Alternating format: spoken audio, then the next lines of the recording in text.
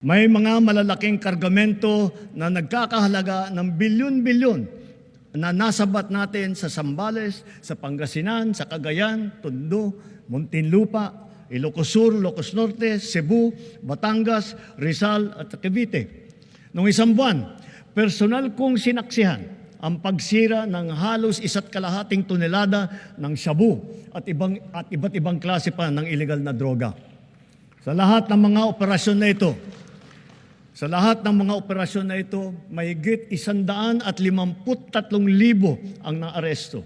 Mahigit 9,000 at 600 sa kanila ay high-value target. Ang pinakamasaklap, mahigit 677 sa kanila ay kawani ng pamahalaan. Mahigit 100 ay halal na opisyal. Mahigit 50 ay pulis. Sa 3 taon lamang, halos mapantayan na ang kabuuang huli nung nakaraang administrasyon.